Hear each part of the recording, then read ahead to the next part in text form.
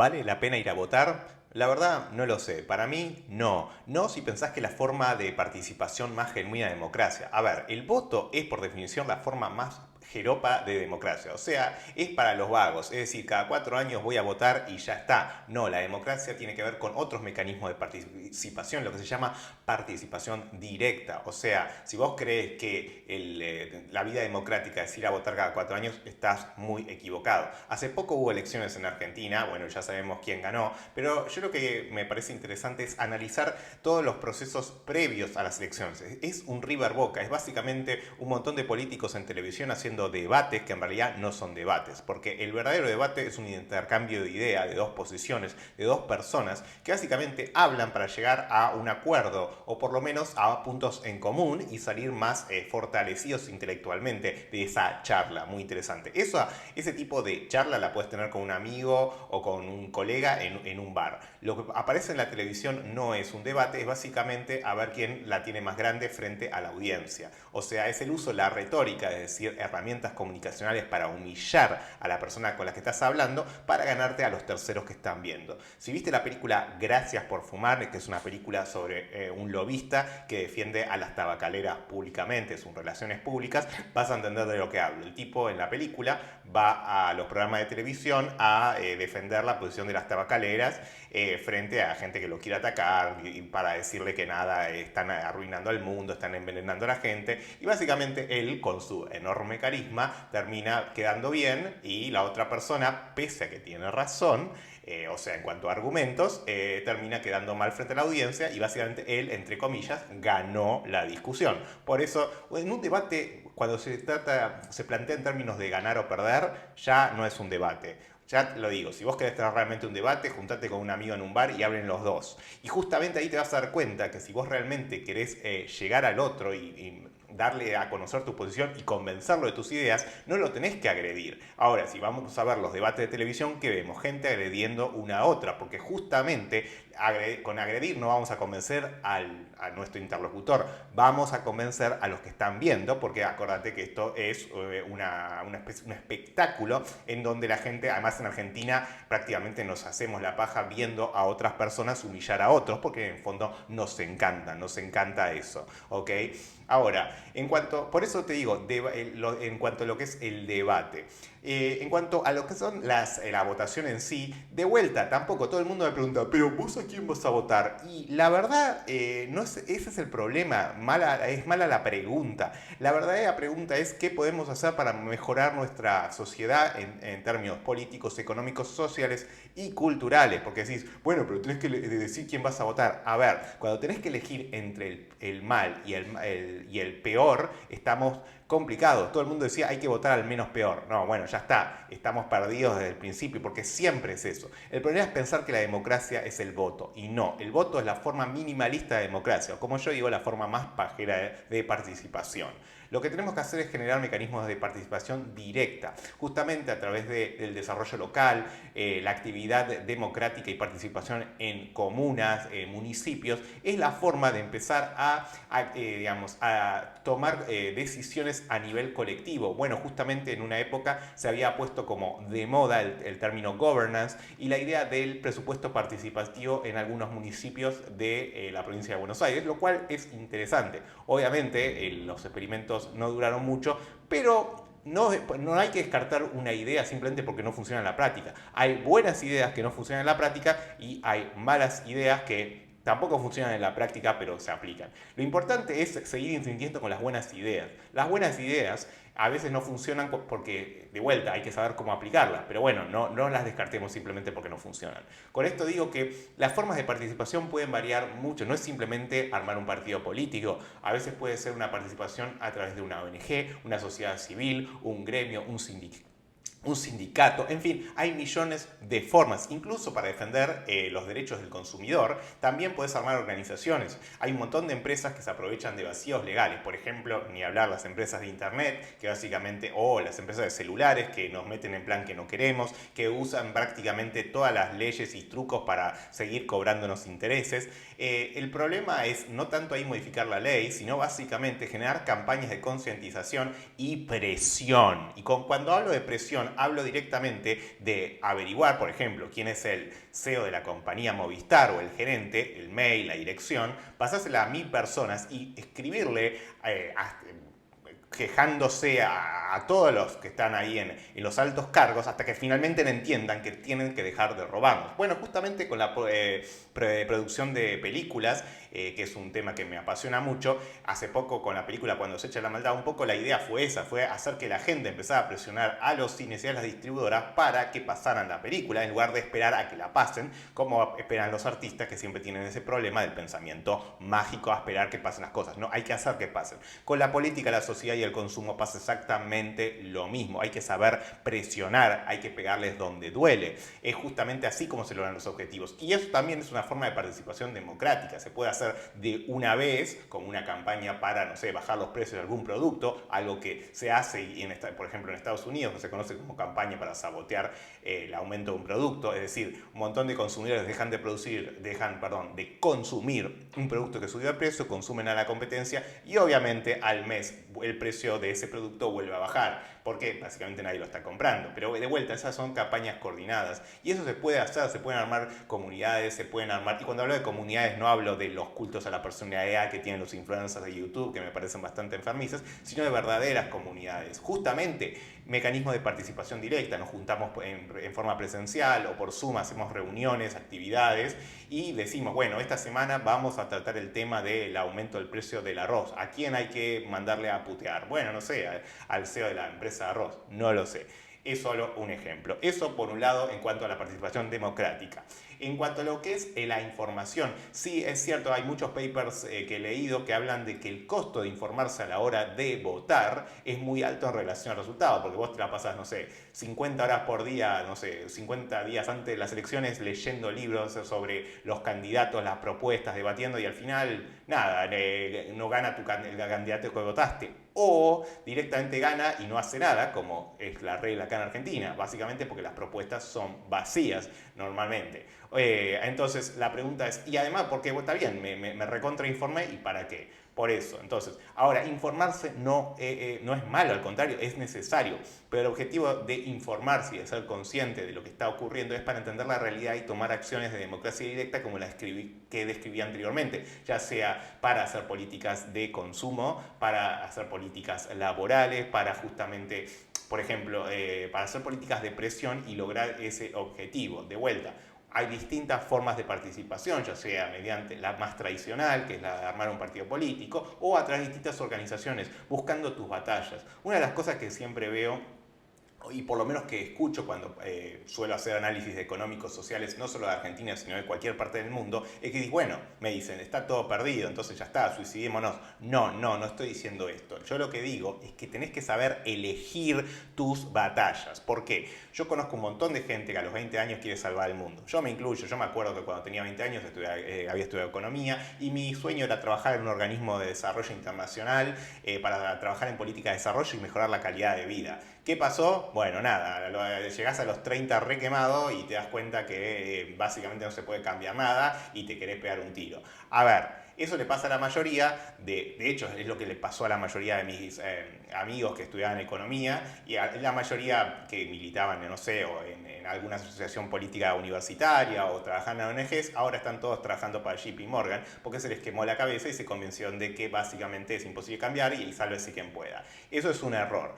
El problema consistió en que el que mucho abarca poco aprieta, el que tiene ambiciones demasiado grandes y bueno, a ver, tenés que ser realista. Vos lo que tenés que hacer desde un punto de vista individual es elegir tu batalla. O sea, si vos querés, por ejemplo, mejorar la calidad de vida de cierto sector de la sociedad o directamente de cierto barrio. Por ejemplo, tenía un amigo que fundó una ONG que labura en Villa 31 que trabajan específicamente para mejorar la calidad de vida de los jóvenes que viven ahí, motivándolos a participar de actividades deportivas, culturales, artísticas e incluso que aprendan un poco de políticas sociales y que empiecen a retroalimentarse, es decir, una vez que son beneficiarios de esas políticas, de ese trabajo que hace la ONG, terminan integrándose a el proyecto de la ONG y terminan armando proyectos que ellos, digamos, inician, lo cual me parece una idea fantástica. De vuelta, es algo muy concreto a un grupo específico, local, y justamente podés ver los resultados. Cuando vos estás apuntando a la paz, a lograr la paz mundial, y bueno, es medio difícil, primero porque es imposible lograrlo como individuo, pero, y también al mismo tiempo es difícil ver los resultados. Y a corto plazo necesitamos ver resultados. Estamos trabajando localmente en un área específica, ya sea, no sé, para lograr que pasen una película en cines independiente, o para mejorar la calidad de vida de un barrio, o para mejorar el acceso a bienes de salud o mejorar las condiciones de los trabajadores en determinada empresa, el resultado se ve más rápido si la acción es ineficiente. Y decís, bueno, pero siempre vas a escuchar a los típicos pesimistas, bueno, pero es imposible tal cosa. No, no, no, no. A ese nivel, créanme que es posible porque logré que publicitaran y pasaran una película independiente en un montón de cines a base de presión. Y así como conozco un montón de gente que se dedica desde ONGs a hacer campaña de presión, ya sea organizaciones de defensa del consumidor, gremios, sindicatos, y hasta change.org, por ejemplo. ¿Okay? Entonces se puede. La cuestión es elegí tu batalla. Eso es un mensaje para gente que está arrancando y quiere cambiar y quiere mejorar el mundo. Piénsenlo así, se apuntan demasiado alto. Y de vuelta, ¿no? Y tampoco idealicen a las organizaciones. Yo cuando era chico, por ejemplo, me acuerdo que pensaba mucho en, tengo que trabajar para Naciones Unidas, ONG, el Banco Iberoamericano de Desarrollo. Y después me enteré que en la ONG básicamente todos cobran así sueldos súper altos, salen con prostitutas, los funcionarios no trabajan. Es todo un cinismo absoluto, lo mismo que en el BID. Me acuerdo cuando trabajaba en el Ministerio de Economía siempre aparecían los que llamábamos los gatitos del BID. Y antes que me llames machista, no, era así, eran básicamente los altos cargos, gerentes del BID, contratan asistentes, que normalmente son estudiantes de economía, mujeres bastante atractivas, y básicamente ascenden demasiado rápido. Entonces, ahí veías que era toda una joda y básicamente no era una meritocracia. De hecho, ni siquiera en el sector privado existe la meritocracia, es básicamente todo por acomodo. Así que para los que dicen que el sector público es acomodo y no sé qué, no. Tanto la ineficiencia como el amiguismo existe en todos lados. Entonces, de vuelta, la idea justamente es que si estás arrancando, pienses en proyectos en los que elegí tu pasión, elegí tu propósito, o algo que puedas hacer todos los días, en una cosa que te guste, y de vuelta puede ser cualquier sector, cualquier lugar. Si quieres ir hasta a Córdoba o a Salta a trabajar para mejorar las condiciones del sector, no sé, del mate, vinivitícola, lo que sea, hace eso. Si querés dedicarte al tema de la producción cultural para generar mayores trabajos y oportunidades, hacelo. Si querés y si querés directamente hacerlo a través de los cambios en la legislación, bueno, tendrás que participar en política, pero empezá de abajo, empezá en comunas, empezá con municipios. Conozco a mucha gente que ha hecho un muy buen laburo y lo está haciendo. Así es como se van haciendo las cosas y así permite que no te desgastes y de hecho que te sientas pleno día a día, porque la idea no es lograr metas, sino que estés haciendo todos los días lo que te gusta. Este amigo que tenía la ONG ahí en Villa 31 me decía, mira, capaz que mañana me matan no sé, me asaltan y me matan, pero ¿sabes qué? Moriré haciendo lo que amo porque lo hago todos los días. La meta es algo a futuro, el propósito es algo que se hace todos los días. Y no quiero sonar como un coach banana de desarrollo personal, pero es básicamente así. Si estás haciendo todos los días lo que te gusta, de vuelta no se trata tanto de la meta es algo justamente que tiene que ver con planificación para cada mes, cada año, lo que sea. ¿Entendés? Ahora vamos al punto con el que arranqué. ¿Vale la pena informarse? Sí, vale la pena informarse, pero vale la pena estar informado. Informado no significa leer el diario. Justamente hace poco leí un estudio que las personas que mejor están informadas no consumen redes sociales y no consumen medios de comunicación. Justamente se hizo un experimento, 10 personas agarraban y estaban aisladas totalmente de redes sociales y medios de comunicaciones masivos. Su única forma de informarse era a través de contenido que lleva tiempo a consumir. Ejemplo, libros, ensayos, podcasts que duraban 2 o 3 horas especializados en determinadas áreas, videos ensayos, documentales, ¿ok? Y después estaba otro grupo que básicamente se la pasaba todos los días consumiendo medios de comunicación, redes sociales, desde Facebook, WhatsApp. Bueno, después de 6 meses, adivinen quién estaba más informado. Sí, el primer grupo, el que básicamente estaba totalmente aislado de lo que estaba sucediendo. ¿Sorpresa? No. Es algo bien sabido que si vos estás todo el tiempo consumiendo básicamente piensen que las redes sociales y los medios de comunicación pertenece a grupos económicos que básicamente defienden sus intereses. Todos. Ya sea en el caso de Argentina o Estados Unidos. No sé, en el caso de, medios como Clarín, La Nación defienden grupos económicos específicos y bueno, Página 12 o la televisión pública, la del kirchnerismo, defendía el kirchnerismo. Es así, no existe el periodismo independiente, lo que existe es la capacidad de informarse y charlando con la gente, charlando con expertos, en lugar de que leer un artículo. Mira, si el artículo tardás 10 minutos en leerlo, ya no sirve. Si es algo que tardás, por ejemplo, 1 hora en leerlo, bueno, ahí dale su oportunidad, ¿entendés? Y también conviene empezar a escuchar distintas posturas, pero básicamente tenés que ir a la información primaria. ¿Primaria qué significa? ¿Qué tal? No significa, a ver, vos podés agarrar y leer un artículo que está citando a un economista, un politólogo, un sociólogo o un incluso representante de una cámara de comercio, un representante de un sindicato o lo que sea, o podés hablar con esa persona directamente, algo que me parece genial que hagas, o directamente, no sé, te pones a hablar con todo el mundo. La gente vive todo el día atrapada en redes sociales y no interactúa con el mundo real, pero te puedo asegurar que si vos empezás a hablar con 10 personas por día, vas a la verdulería, te pones a hablar con el verdulero, o directamente vas a hablar, no sé, con alguien que trabaja en una cámara de comercio o directamente en una empresa determinada, te va a contar cosas que de otra forma nunca te vas a enterar, porque primero no vas a ir en los medios, sino también te vas a enterar el día a día de las cosas. Justamente una de las cosas que hacíamos cuando trabajábamos yo trabajé mucho en lo que es políticas laborales, pero básicamente en estudios que permitían evaluar los diagnósticos. Para hacer política pública primero tenés que tener un diagnóstico. Y la metodología que usábamos era ir a hablar con los representantes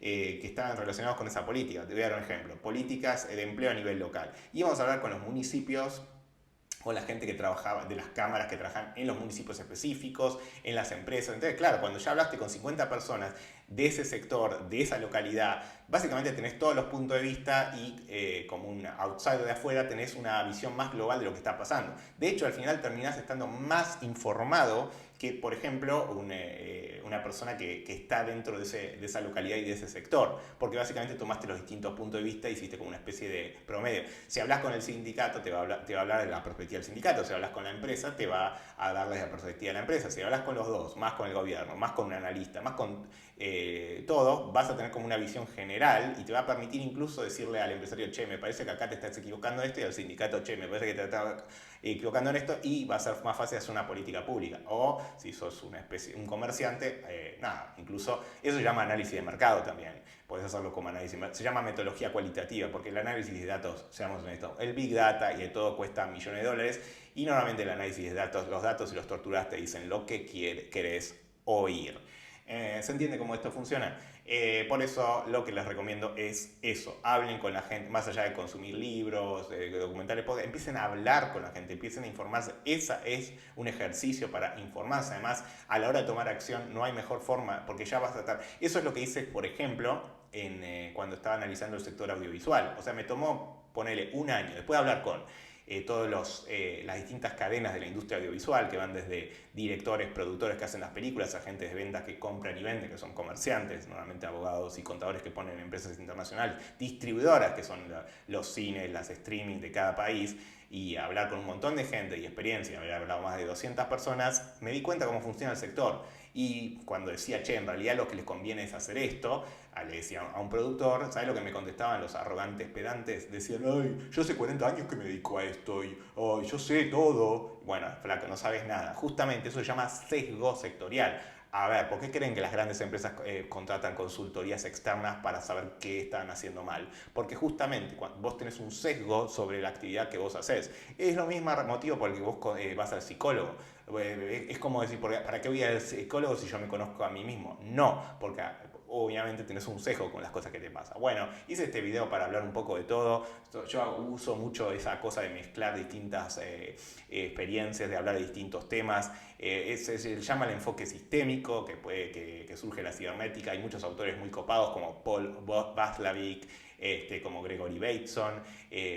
También está el paradigma de la complejidad de Edgar Morin, que bueno, un poco proponen un método de análisis, pero no es solo análisis teórico, sino análisis para la acción.